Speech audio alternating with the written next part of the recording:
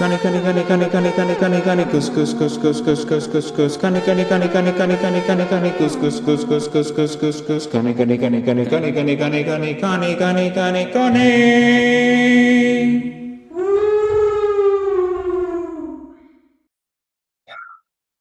So I fucked up yesterday. Don't say that. No, I definitely, I keep promising myself I'm not going to watch another Guillermo del Toro movie. Oh, Yeah, I keep telling myself this thing. Hollywood, the American box office this year had like the worst performing October they've had in 27 years. This is like real statistics. It's just there's no movies. Nobody is just going to anything. Nothing interesting. Like the fucking re-release of Chainsaw Man, I think is really done better than every other thing they've tried to knock out for October, which there's no obvious kind of genre of things you could kind of crowd in the theaters for that month. But no. I heard, by the way, Chainsaw Man, I love seeing all the posts online where people are like, look at me, I'm here in the theater by myself. Not a single other person here. Things are so dire, they put K-pop Demon Hunters back in theaters for like a second time. Nobody showed up. Nobody showed up. People showed up for Jaws. They always show up for Jaws. Oldie but a goodie. Yeah, Jaws is dope. Jaws is like the anti-arachnophobia. It's like, what if everything in arachnophobia was good? Here's the point. My whole thing lately, I've been trying to see as many movies in the theater as possible. They put the Guillermo del Toro Frankenstein in theaters. It's like Netflix original, but they're like, they put it in the theaters for like 4 days. And all the reviews, everything I'm kind of seeing online, the comments on the trailers are like, this movie is fantastic. You really got to go check it out. This sounds very familiar. It does. You fell for it, didn't you? Here's the thing with Del Toro for me. His visual style, his monster design, his set and costume design, just the imagination that man has is really second to none. But here's where we as a society fucked up. Somebody told him a long time ago, "Oh, you're also a good writer," and he's just kind of kept that like in his heart since then. So this is about the experience I have with every Del Toro movie. It's just I get so amped in the first 10 minutes because it's just like the concept. We're talking Pan's Labyrinth. We're talking shit like what was the Voltron thing that Oh, I thought you were gonna say that TV show. The TV show was good, but like those were all different directors. Every single thing of those was written down. But what's the Pacific Rim? Oh, did he do? I didn't know he did those. Yeah, he did the first one. First 10 minutes about this movie. It's just dope as hell. And then like the further you get into it, every one of his movies for me it starts at a 9 and it gets down to like a 2.5 by the time, because like the guy he's terrible with characterization, he's terrible with dialogue. Even when he kind of gets individual stuff like done well, he just can't put shit together to save his life. I can't tell you one movie I've seen that he's done. Okay. I never even saw Pan's Water was him. Crimson Peak was him. Nightmare Alley was him. All movies I skip because I'm so fucking sick of like the Guillermo thing. I can't. It's infuriating to me because I get so amped at the start and I'm so just pissed off and frustrated by like the time we get to like rough dude. It's rough. So his Frankenstein was better than most of his stuff. Okay. He didn't lose me 10 minutes in. He didn't lose me until about 20 minutes in. But then after that, slow motion train wreck the entire time of like this is dumb and loud and clunky and way too serious of what they're doing and way too fucking Catholic about what they're doing and monomythic, and it's just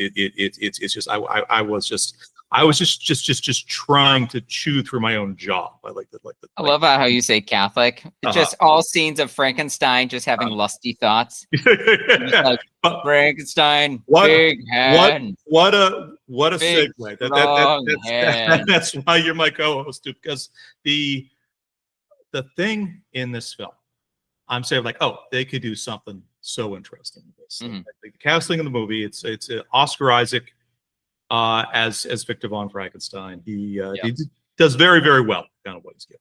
I thought he was going to reprise his role as Poe Dameron. He's like, all right, we're taking this Frankenstein off the ground. Let's go, baby. That shit. And an X-Wing lands. Not only did I during the thunderstorm. Yeah, I created this. A very different conversation. This giant living monster, but you can actually climb inside it and pilot it. Genius. That's the direction.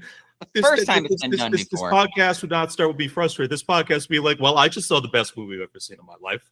No. Yeah. But here's what happens. I'm fast. So Oscar Isaac is Frankenstein, very, very good. I don't know if you know who Jacob Elordi is, the most famous thing he's kind of done. He was like the lead guy in what's the Zendaya?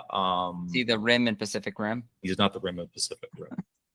The tennis one? The slutty tennis one? Not the slutty tennis one, the slutty TV show. Yes, Euphoria. You did. Euphoria, thank you. Yeah. He's the 6'5" super handsome dude in the Euphoria. Oh, yeah. Okay, I know who he is now. Sure.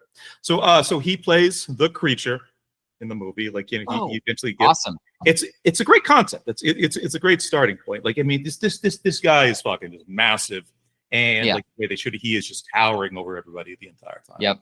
And finally, you got Mia Goth, who I mean, like, very famous for like sweet. Suspiria, Infinity Pool, like the Ty West kind of porn star trilogy. The Ty West trilogy, yeah. She plays kind of an amalgamation of she's kind of the bride and she was kind of Victor's former love interest, but like the whole thing, it's the creature and Mia Goth's character Elizabeth just kind of making eyes at each other like the entire movie. All right.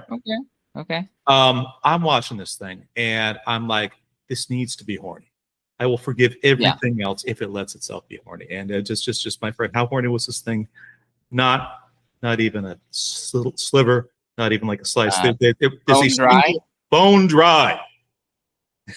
just no, not warm blooded. Just cobbled together organs. There is a scene. The sexiest thing that happened is that fucking like Austin Victorian era, like kind of Pride and Prejudice thing where like the creature, he's towering over like this tiny hot crazy woman, and he slowly takes her gloves off and he's holding her hand, like the bare skin of her hands. He's like, and it's that shit. I think he is just so overwhelmed by just like the simplicity of female touch and like that. And for some people, that wasn't like the sexy scene where he's just like prematurely ejaculating. He's just like, if he had seen this woman's ankles, the way shit was back in the day, he would have immediately come his pants. All right. But I'm so frustrated with this thing, and I'm just thinking to myself like the entire time, like the way this movie should have gone. And I looked up this morning. I'm like, how tall is Jacob Elordi? 6'5", as I mentioned. How tall is Mia Goth? I looked this up. She's 5'7". Oh, okay. Teeny tiny woman. Tiny woman. And I'm so like the movie I'm kind of writing in my head as I'm watching this thing, and just Jacob Elordi. Most of the movie, he's just basically playing like the creature like in a diaper. All right. Okay. And like the diaper has this massive dick bulge, and right, it's like half of a volleyball kind of sticking out there, right? Oh my God. Okay. I'm watching this thing, and I'm like, these two need to fuck. Yeah. These two. I mean, it needs to be nasty. It needs to be explicit. And the inciting incident, the thing that just kind of turns civility and society against the monster is they're just kind of, they're going nuts, right? They're just kind of going down on each other. And and the creature gets so excited that he accidentally just rips this woman in half with this giant Frankencock. It's just, he's got like a bloody, she's just like a werewolf in waxwork, it's just whoosh, and he's sitting there like he's got can I go now? And that's when the villagers they show up with like torches and pitchforks, and they're like, there's the monster. He tore that poor woman in half with this giant Frankencock. Get him. And he's like, no.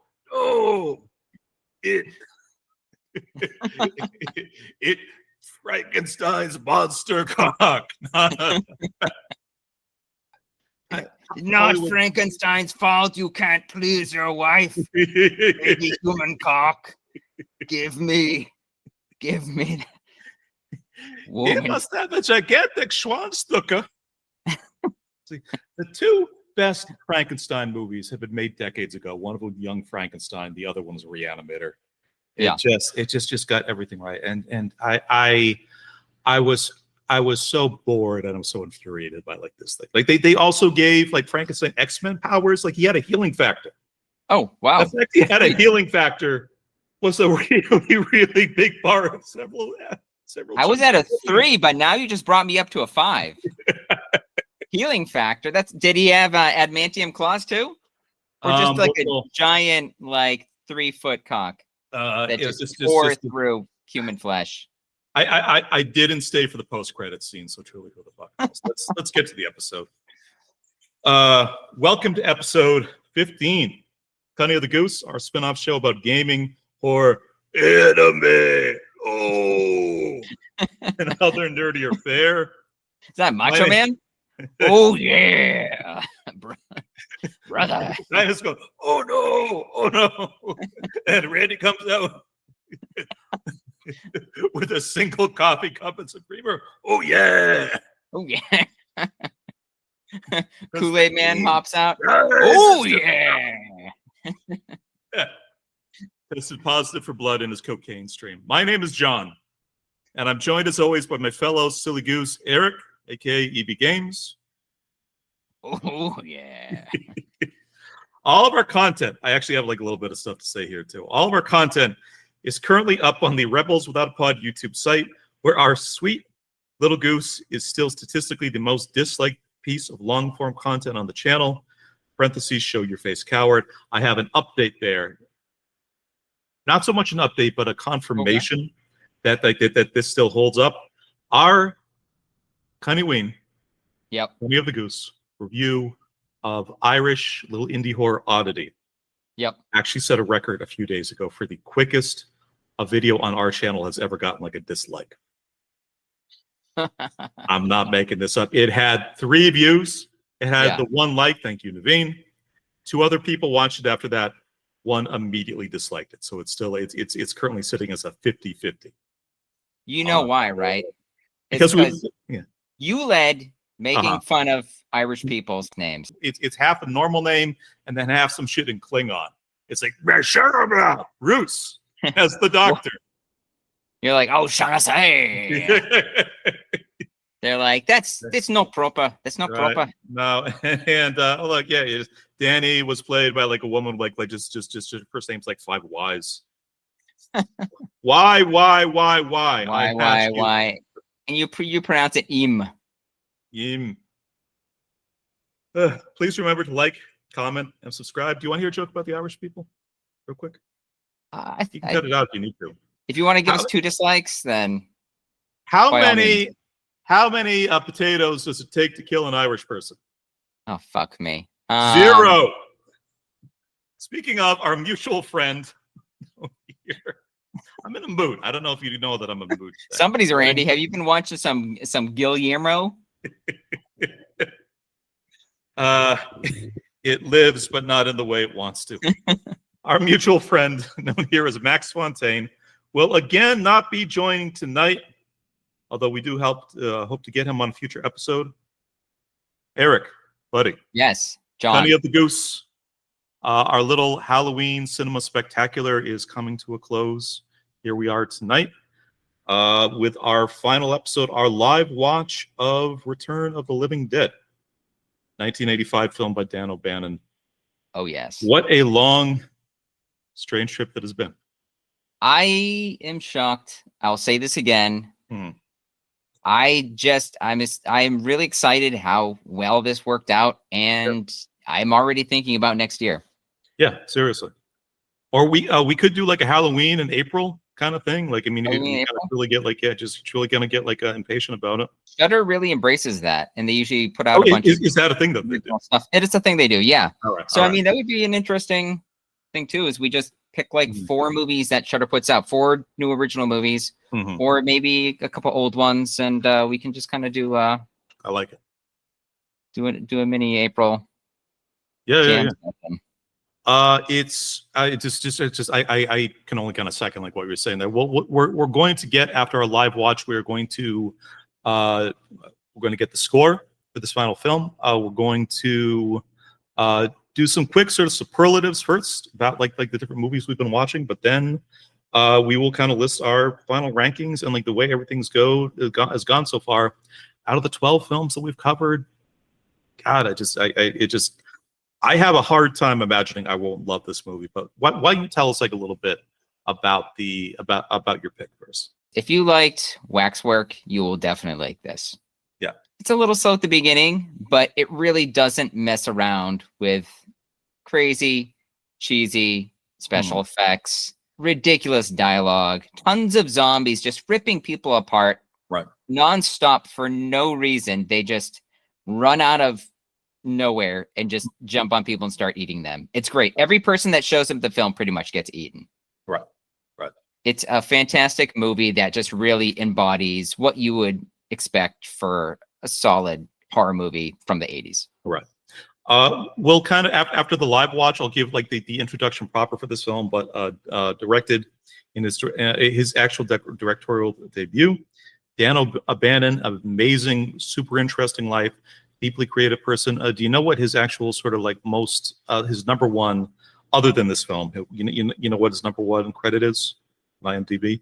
No. He wrote a little film in the 70s called Alien.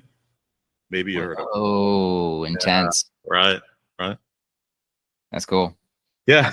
Kind of nothing to say other than that. So let's pause the record. Let's get into Return of the Living Dead, and then we'll be back in a bit with our thoughts. Brains. Oh yeah. Brains. Hey. Oh no, too soon. No, Frankenstein. Too soon. Hold diaper in. Bulge triggered.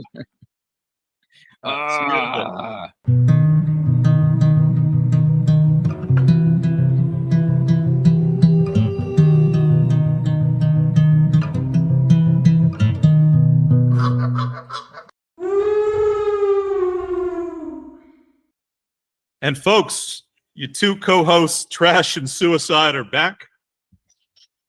Wait, which one is which? It's not important. We're both like a little. Yeah, we both have clothes on, so. Right. I'm pre-trashy trash. Right. I just sometimes you feel eaten alive by the world. Makes you want to dance. We have just watched Return of Living Dead, 1985. American comedy horror film written and directed by Dan O'Bannon, his directorial debut. From a story by Rudy Ricci, John Russo, and Russell Striner, starring, I will try my best to pronounce this, Clu Gulager, who I wrote down in my notes is actually the Hungarian Inspector Clouseau, James Karen, Tom Matthews, and Don Calfa. This film tells the story of how a warehouse owner, accompanied by his 2 employees, mortician friend, and a group of teenage punks, dirty punks, deal with the accidental release of a horde of unkillable, brain-hungry zombies onto an unsuspecting town. We just finished this. Big question off the top. And we talk quite a lot of horror on like this particular pod and even like on the main line. And a thing that we say over and over again is what a rare thing it is, what a treat it is to find a horror film that it just even has a couple original ideas. Could you speak, just for my own kind of curiosity, what are the things about this movie that are completely distinct, totally original from the vast majority of zombie films that you see out there? I like how you pointed out already that the zombies can't die. Yeah. Like starting point. It's great because Night of the Living Dead came out in 1968. So this is how many other zombies 17 years at this point. Like, the concept of these things, it's fully in the public conscious at this point. How great is it too that John Russo and George Romero both had co-wrote Night of the Living Dead. Right. They split and go their own ways. And then John Russo's like, you know what? I don't like what George Romero is doing, so fuck it. I'm gonna point out the original movie we worked on, call bullshit on it, and then come up with something completely original. I'm going to zag, and it's not going to be like these little kind of tiny iterations, Night of the Living Dead and other situations, Dawn of the Dead, Day of the Dead, any countless number of kind of knockoffs that sort of got made in the 17-year interim. Yeah. Russo, yeah, as you said, kind of co-writer on this thing along with Dan O'Bannon, which again, we have to say, the guy who wrote fucking Alien, they start with their own ideas. So, but the big one, it's just, you can't kill them. They can't. You can't kill them. They're fast. They're fast zombies, which is what we talked about previously. Not turbo zombies, not turbo zombie, but Alex Garland kind of you know, like 28 years later, but they can move at normal human speeds. Which is funny because they have the two guys at the beginning that got exposed to a canister that contained the original outbreak zombie from Night of the Living Dead. They started. Is that who that's supposed to be? That's what it is. That's funny. That's really funny. And they get exposed to it. They start dying, and then they become zombies. But you notice how they die and like rigor mortis sets in, and they can't even move, and they're just screaming in pain. And then after they're like officially dead, then they just get up and start running around. They're like, it's cool. Yeah. Cool. The body works again. It's all good. I think I called it that. Like the effect of like being a zombie within this seems to be at about the same level of being moderately drunk. That makes sense. You drink or you get high, really high, and you're just really hungry. Yeah. And there's no food in the house. So you're desperate to eat. And you just call up your friend on the phone. You're like, send over more brains, please. What is established in this movie that zombies understand the basics of CB radio? Zombies can disguise themselves as police officers. The joke I'm personally most proud of that I came up with on this watch was like the first zombie that comes to life. One of the teen punks kind of falls in the basement. The zombie comes after her. She like locks herself in a closet. The original zombie tosses a chain through a pulley, ties the other end of the chain to like the handles on like the locker, and starts just trying to force the door open that way. Yeah. And I'm like, oh, these zombies have a basic understanding of physics. And then I was like, oh yeah, the lever, the pulley, the incline, brains. Yes. He also doesn't say anything outside of just brains or more brains. All right. Which that might be like the really far gone zombie at that point, as opposed to one of the other punk guys who is still, despite being a zombie and blinded, can still gaslight his girlfriend while she's hiding from him in the attic. Yeah, that was until the end. He's just, come on down, honey. It's fine. I just want brains. Like every other word was brains. He's like, brains would be great right now. If you want to come down and make me a hot meal. She's like, I really should go. And then she's like, and he's like, or you could just stay up there and be a bitch. The love of a good woman. What other completely original things could jump out to you like on this watch that make this movie exciting? I mean, like you mentioned, they have some understanding of. They seem to have recall part of, like how they know how to speak. Yeah. They understand how things work. Like they retain some level of like understanding of how things work. Like if I need food, I will call up. There's still a feeding instinct in there, and that instinct is tied to some amount of like, oh, I don't necessarily have all my intelligence, but like the synapses that can kind of figure out how do I get food to show up. One of the funniest jokes in the movie is just in like about the halfway point, a couple of paramedics come in to check out like a couple of the original infected, and those paramedics are killed by zombies. The zombies get a hold of the paramedic CB radio, and they keep repeatedly calling in for more paramedics and more police to come. And it's a thing, it's a bit they go back to just over and over and over again, right? Domino, send more garlic sauce. 3 pounds. Right. I think I was saying, like, on a watch. Oh yeah, next they're going to go through. They're going to go through the Coast Guard.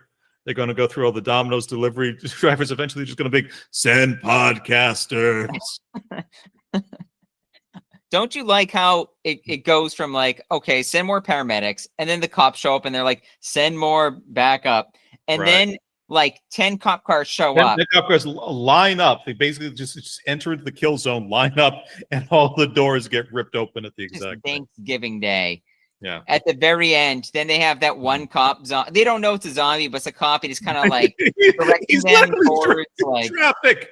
The zombie cop is directing traffic. And they just smiles, and then zombies just pour out from behind the buildings and attack them all. Let's talk like a little bit about like O'Bannon. These are the only kind of big notes I have here. But O'Bannon, like I said, wrote the screenplay for Alien. Yeah. Adapted from a story that he wrote with Ronald Shusett. This was his directorial debut. He contributed computer animation to Star Wars and worked as cult classics such as Dark Star with his buddy that he met in college, John Carpenter. Also worked at heavy metal, as well as, you might have heard of this one, the Arnold Schwarzenegger blockbuster Total Recall. He had like a big shit. Wow. This guy got to work on just one of these dudes. Yeah. Wow. What do you think about the writing and like the joke, especially like the joke telling in this movie? Joke telling. It's all over the place. Yeah. My absolute favorite joke is when they kind of chop the first zombie up, they take it across the street to like the mortuary's owner's buddy to try to get it cremated. And he's got like kind of 12 bags, individually kind of twitching zombie body parts. Yep. and one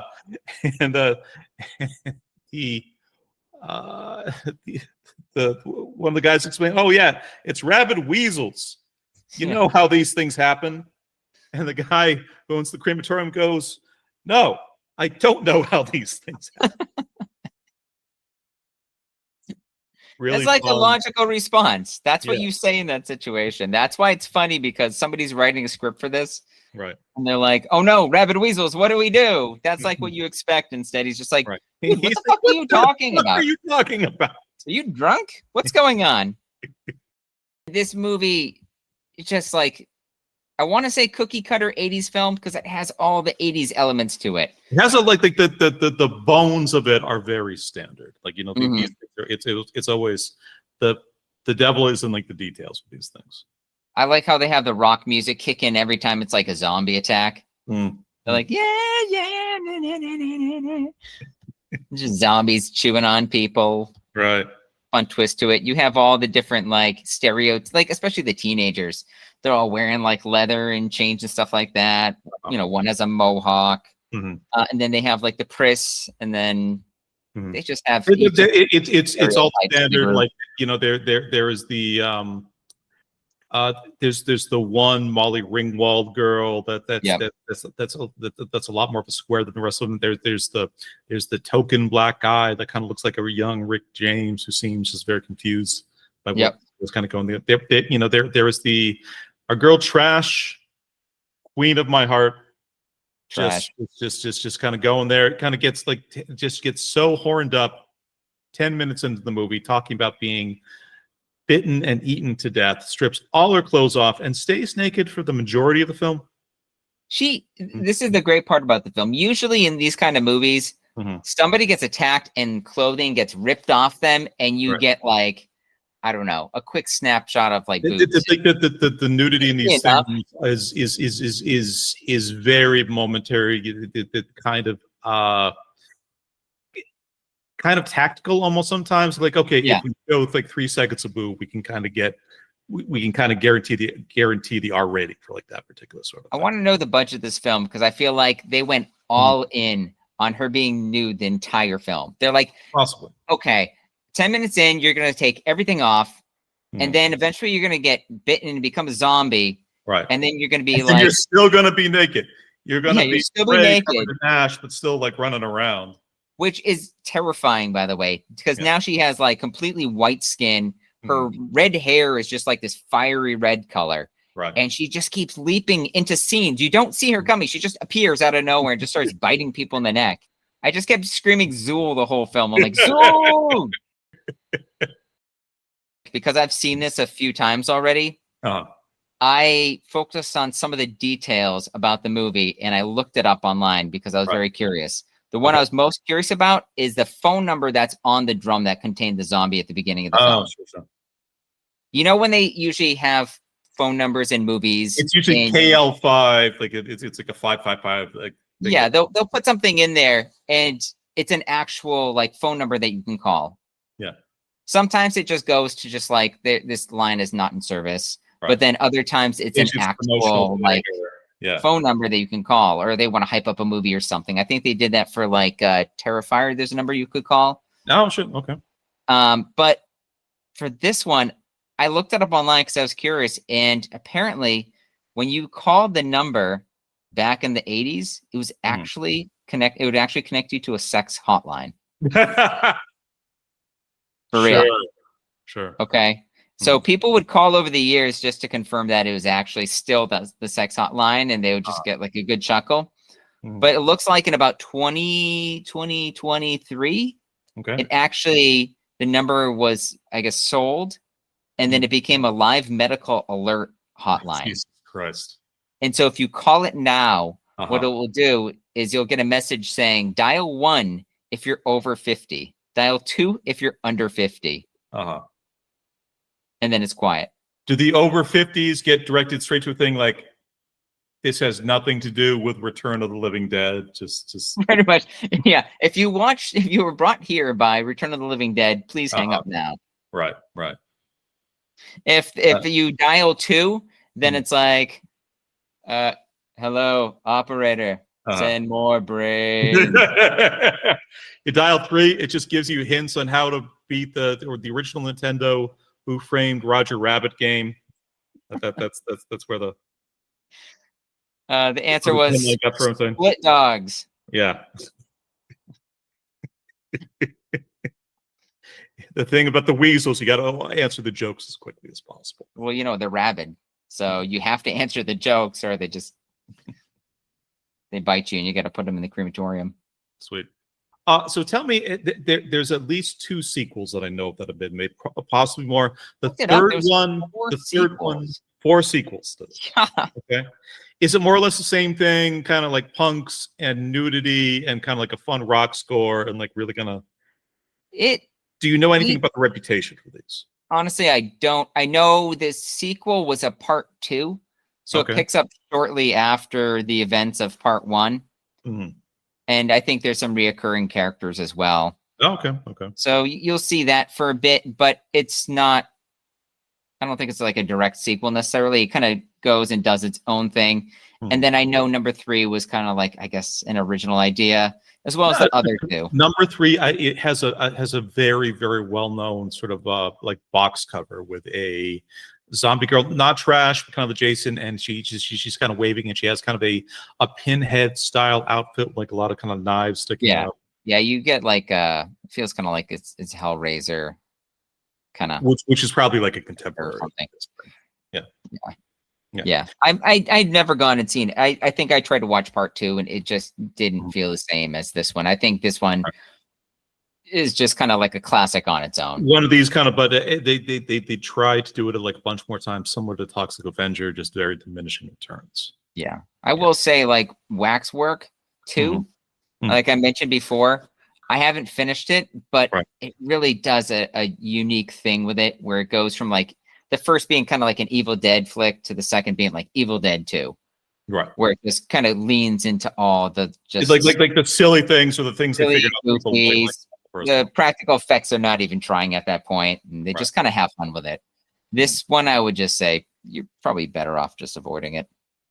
How did you come about this movie eventually? Like originally, I'm sorry.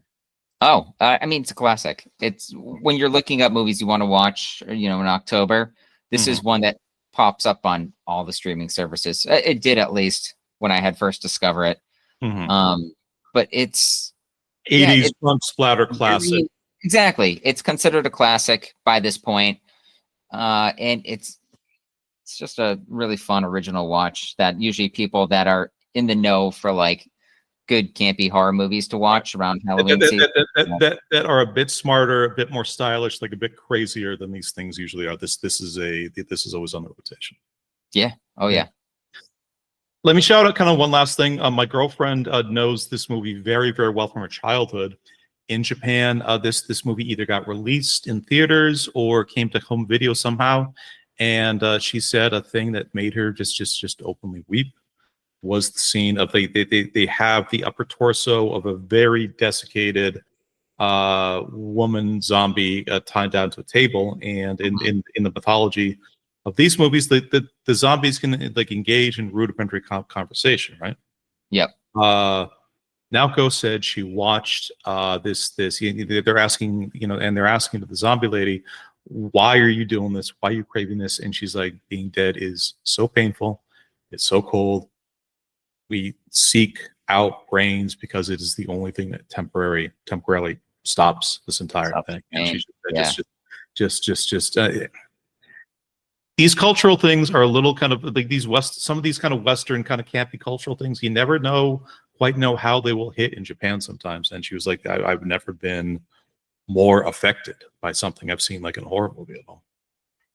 I think too, if you look at the animatronics, it's very simple, but just the way it's the woman, the rotted woman, the corpse woman, she just, something looks remorseful about her, and just the sound, like the tone of her voice, you just feel for her. Like it's wet, it's broken, it's at the absolute most decayed end of any conscious existence. Yeah, I could see that. I could see that. I want to ask you this. If it's Halloween, you had watched this movie, you were inspired to decorate like your yard or your house with something from this film, what do you think in this film you would pick that you would want to put on display at your house? The design of the original zombie, as you're saying, like the guy that the corpse that was in the barrel, what you're saying was in the original sort of like Night of the Living Dead, that it is so funky and kind of unique. That would be like the first place I would kind of go to. Pretty iconic. That mask you can find online pretty easy. Really? Yeah. Nice. Other than that, like an animatronic kind of dancing trash, John, there's no holes on it, so you can't do much else with it. No, it's just she gets up on that giant tomb, and basically every other guy in the entourage either turns on a boombox or lights up a giant sparkler, and they all start. You saw that? They had the flares. They hint to it earlier. They're like, "Hey, you got the flares?" Right. And the guy's like, "Yeah, man." And then somebody's like, "Oh no, she's doing it again." He just climbs on I think the thing I yelled on our watch was just as we rehearsed. Yeah, and then they start dancing, each of the guys with like two flares in their hands, like woo. Right. We have seen any number of just kind of purely kind of violent kind of horror films in our life, like either very sexy ones or very very funny ones. Yeah.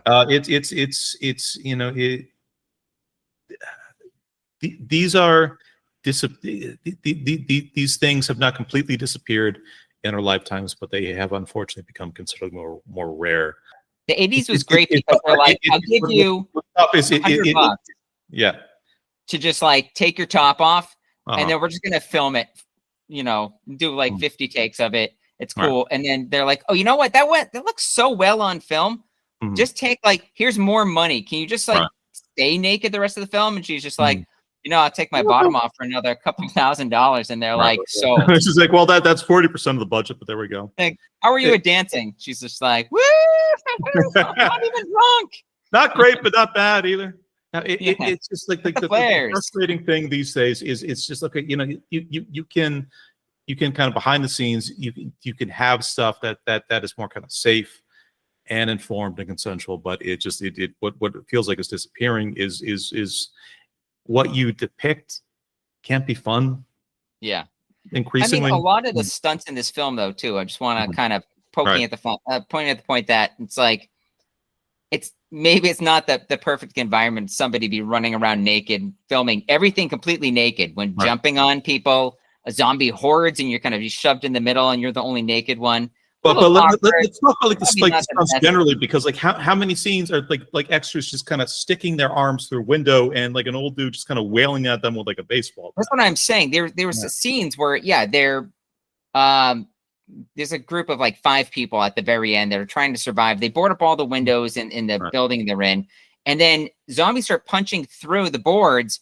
And they have like metal pipes, like the people on the inside. They're banging the zombies' arms and stuff. And I'm like, those are real people. Oh, Jesus Christ, that must hurt. There's things you can do to mitigate that, like a little bit, but it just kind of feels like, well, just some people had to walk away, at least with a couple bruises out of this thing, right? Or when 2 of the guys tried to escape, they got in the police car, or I don't know if it's police car, it's some car.